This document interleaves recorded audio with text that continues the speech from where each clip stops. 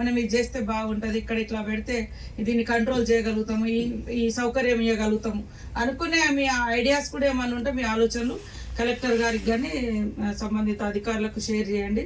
తప్పకుండా అవి తీసుకుందాం. మళ్ళీ కూడా ఒకసారి మీటింగ్ పెట్టుకొని ఈ లోపు మొత్తము స్టార్ట్అవుట్ చేయండి సార్. చేసిన తర్వాత ఎందుకంటే టైం పడుతుంది, మనం ముందే పెట్టుకోవాల్సి అంటే ఇప్పటి నుంచి ఇప్పుడు పెట్టే ప్రపోజల్స్ కూడా మినీ జాతర అనే పర్పస్ కాకుండా మెయిన్ జాతరకు కూడా ఇది ఉపయోగపడేటట్టుగా మనం పెట్టుకోవాలి.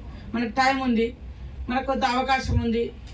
నేను కూడా ఇక్కడ లోకల్ కాబట్టి కొంత నేను అక్కడ కన్విన్స్ చేసుకోగలుగుతాం తీసుకొచ్చుకోవడానికి.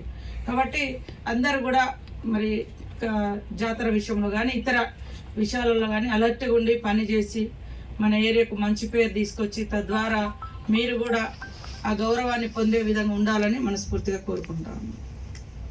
కానీ మీకు ఇచ్చినటువంటి ప్రోగ్రాం కానీ కరెక్ట్గా చేయండి.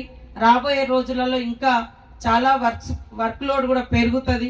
సేమ్ టైంలో మీ సమస్యలు కూడా ఛాలెంజ్గా తీసుకొని కొంత పరిష్కారానికి వస్తూ ఉన్నాయి. తొందరలోనే పెండింగ్లో ఏమన్నా ఇష్యూస్ ఉన్నా కూడా చేయడానికి ఎప్పుడు కూడా మనం సిద్ధంగా ఉన్నాం. మీరందరూ కూడా అంకిత భావంతో పనిచేసి మన ములుగు జిల్లాకు మంచి పేరు తీసుకొస్తారని మనస్ఫూర్తిగా కోరుకుంటూ అందరికీ నమస్కారాలు, ధన్యవాదాలు తెలియజేస్తూ ముగిస్తున్నాను. 10 డేస్కి ఒకసారి లేదా ఎక్కువ మిమ్మల్ని ఇబ్బంది పెట్టినట్టు అనిపించవచ్చు, కానీ నాకున్న టైంలో మరి మనం పరిగెత్తాలి, బాగా చేసుకోవాలి అన్నటువంటి ఆలోచనతోటి రెగ్యులర్గా ఇక్కడ ఉండడంతో మీరు అందరు కూడా ఆన్ డ్యూటీలో ఉండాల్సి వస్తుంది. డిపార్ట్మెంట్స్, పోలీస్ కావచ్చు, కలెక్టర్ గారు కూడా పాపం ఎప్పుడు ఆయన రెగ్యులర్గా మాతోటే ఉంటున్నాడు. మీరు కూడా మీ డిపార్ట్మెంట్స్ కూడా అందరూ మాతో ఎక్కువ రెగ్యులర్గా ఇబ్బంది పడ్డప్పటికీ ఖచ్చితంగా మనకున్నటువంటి టైంలో మనం అన్ని పనులు కంప్లీట్ చేసుకొని మానిటరింగ్ వ్యవస్థలో ఉండేటట్టు ఉండాలి. ఇక జస్ట్ మానిటర్ చేస్తే ఇంక అన్నీ అయితే అన్నీ. కాబట్టి పెండింగ్ ఉన్నటువంటి పనులన్నీ కూడా కంప్లీట్ చేసుకోవడం. తర్వాత ఇప్పుడు ఈ మధ్యకాలంలో బిల్లులు కూడా తొందరనే క్లియర్ అవుతున్నాయి. మన దగ్గర ఏమైనా PMGSY రోడ్స్ కానీ అవి ఇవి అన్న డిపార్ట్మెంట్ కూడా ఏమన్నా ఉంటే ఇవ్వండి. మిగతావి కూడా అన్ని శాఖలకు ఆల్రెడీ ఇచ్చేసారు సీఎం గారు. చాలామంది మెడికల్ వాళ్ళే కూడా కొన్ని వచ్చినాయి, R&B వాళ్ళే వచ్చినాయి. మనోళ్ళు ఎవరన్నా ఉంటే పంపించండి, అవన్నీ తొందరగా క్లియర్ చేస్తారు. ఇప్పుడు ఏంటంటే సెంట్రల్ గవర్నమెంట్ నుంచి కూడా ఒక స్పర్శ అనే పథకం, ఒక స్కీమ్ తీసుకొచ్చారు. దాంట్లో మనం కూడా చేరాలంటే అన్ని క్లియర్ చేసుకోవాలి. సో ఇవన్నీ కూడా జరుగుతూ ఉన్నాయి. కాబట్టి మేడారంకి సంబంధించి అందరూ మంచి ఆలోచనతోటి, మంచి బ్రాడ్గా ఎప్పటికీ దీర్ఘకాలికంగా ఈ మనం చేసే పనులు ఉండాలి అనేటువంటి లక్ష్యంతో మీరు పర్మనెంట్ స్ట్రక్చర్స్ ఇవ్వండి. ఒక 4 రూపాయలు ఎక్కువైనా తక్కువైనా కానీ. ఇప్పుడు మళ్ళీ మట్టి పోస్తాం, మళ్ళీ మేడారం అంటే అట్లా పేరు వచ్చేసింది. నెక్స్ట్ దాంట్లో ఖచ్చితంగా మనము ఆ ఫ్లోరింగ్ కూడా ఉండాలి, ఆ గద్దెల చుట్టూ ఆ మట్టి.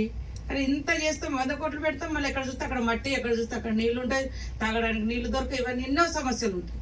అలాంటి అన్నీ కూడా మీరు మీ ఉద్యోగులు లాస్ట్ ఇయర్ వచ్చినటువంటి ఉద్యోగుల యొక్క సూచనలు, సలహాలు కూడా తీసుకోండి.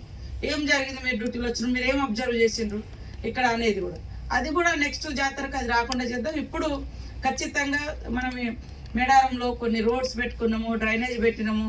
తర్వాత ఇప్పుడు ఏమంటారు పైన డోమ్ సెట్టింగ్ పెడుతున్నాము. అదేవిధంగా SP గారు కూడా ఇప్పుడు ఫుట్ ఓవర్ అది ఒకటి ప్లాన్ అంటున్నారు. అది కూడా అట్లాంటివి కూడా కొంచెం రష్ ఉన్నప్పుడు ఖచ్చితంగా మనం హైదరాబాద్లో అక్కడిక్కడ పెడుతున్నాం కదా, అట్లా కూడా రష్ ఉన్నప్పుడు ఖచ్చితంగా పనికి వస్తాయి. ఎప్పుడు కూడా ఆ స్ట్రక్చర్ బై వాకే కాబట్టి నడుచుకుంటూ పోవడానికి చిన్నది కానీ సరిపోతుంది. ఎంత ఇప్పుడు మనం అక్కడ బ్రిడ్జి మీద పెట్టినాం కదా, అక్కడ క్రౌడ్కు తగ్గట్టుగా అక్కడ ఉండే లొకేషన్కి తగ్గట్టు జరగలేదు. అవన్నీ కూడా ఐడెంటిఫై చేసినాం. మేడారం కేంద్రంగా కూడా ఒక 200-250 crores అనుకుంటా ప్రపోజల్స్ పెట్టి ఇట్లా దాదాపుగా పెద్ద ఎత్తున భవిష్యత్తులో మంచినీటి సమస్య ఉండకూడదని అవి కూడా మనం తీసుకొస్తున్నాం. తొందరలోనే వాటికి కూడా శాంక్షన్స్ వస్తాయి. అధికారులు కూడా ఏదో చేసినామంటే చేసినాం, వచ్చినోడు బిల్లు ఎత్తుకొని పోతాడు, కానీ ఇక్కడ చూస్తే నీళ్ళు వచ్చే పరిస్థితి ఉండదు. ఇది ఉండకూడదు.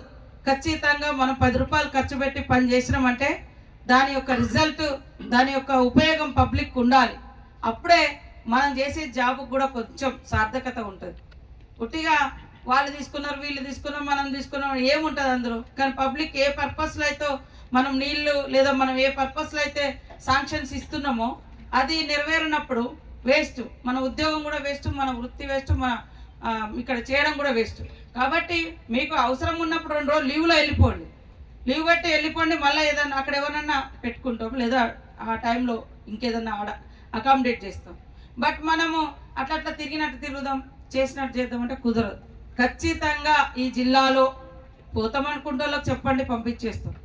ఇంకా ఇక్కడ మనకు ఎవరైనా ఉంటారు పెట్టుకుంటాం లేదా కొత్త వాళ్ళని తెచ్చుకుంటాం. కానీ డ్యూటీలో ఉండి పబ్లిక్ని ఇబ్బంది పెడతాం మాత్రం. నేను ఇంట్లో కూర్చొని పనిచేసే వ్యక్తిని కాదు, వాస్తవం మీకు అందరు తెలుసు.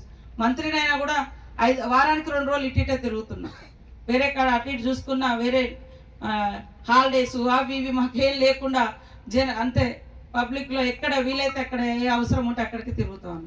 ములుగు అనేది మన సొంత ఏరియా, అదేవిధంగా వెనుకబడ్డ ప్రాంతం, మరి అనేక రకాల సమస్యలున్నాయి. కానీ ఈ మధ్య కాలంలో ములుగులో చాలా అద్భుతాలు కూడా మనం తయారు చేసుకుంటున్నాం. అధికారులు అందరూ కష్టపడుతున్నారు. కష్టపడే ప్రతి అధికారికి నా సపోర్ట్ ఉంటుంది. వాళ్ళు అడిగినప్పుడు నేనే సంతోషంగా ఓకే మీకు ఇబ్బంది ఉందంటే పోతారంటే పంపిస్తా. కానీ ఇష్టపడతాము. కానీ ఆయన మంచి అధికారి కదా, బాగా పనిచేసింది కదా, ఒకవేళ నేను వెళ్ళిపోతాను మేడం నీకు ఇంత సర్వీస్ చేసిన కదా అంటే ఆ సర్వీస్ చూసి మీరు అడిగిన కాడికి ఇవ్వగలుగుతాం.